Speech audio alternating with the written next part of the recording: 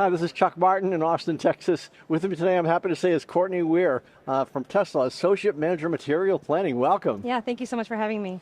So you're a supply chain authority. I looked at your background, it's like you've been in supply chain forever. Yeah. Tell me about where the supply chain has come from and where it's going.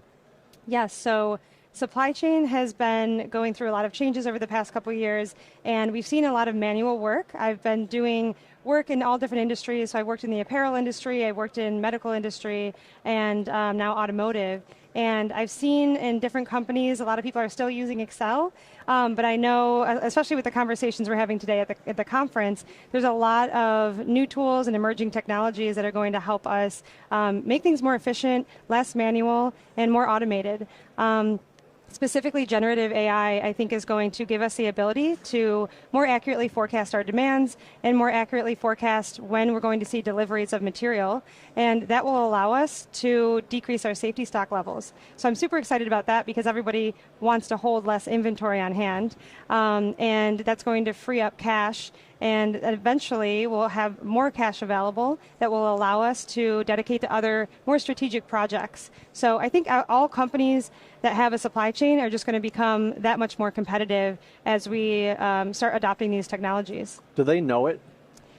I don't think so, no. I've talked to a couple software companies too, and I think you're seeing a lot of SaaS pop up, and those companies are starting to pitch their use cases. And some companies are adopting it, some companies are tied to Excel. So I think it's going to take some time, and some people are more ahead of the curve than others. So in the short term and the long term, where do you see the biggest impacts? Yes, I think the biggest impacts are going to be specifically with, I work in automotive now, so I do see automotive being impacted a lot by these technologies because we hold so much inventory. Our suppliers are all over the world, and if you're a company who has suppliers that are mostly international, then you're holding that much more inventory. So I think those companies are going to be impacted the most, companies that have the most inventory to hold. But if you have a company, not Tesla obviously, but a company that has done a lot of EVs, for example, and they aren't selling, how do they deal with that? Because they don't know what the consumers are going to do. Right. Right now, today, it's hard to forecast that. We do have some forecasting abilities in place, but with the new technologies coming up, I think there's going to be more ability to track what customers are going to want. And there's a whole bunch of data to surround market research around what customers are going to be purchasing in the future and those seasonal changes. So I think the accuracy of those forecasts will improve.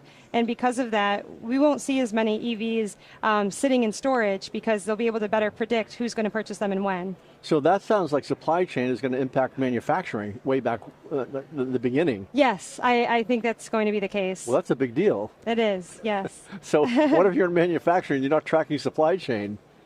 I think then you better start tracking your supply chain. Wow. So a year from now, we're sitting here having this conversation. Yeah. What would we be talking about supply chain?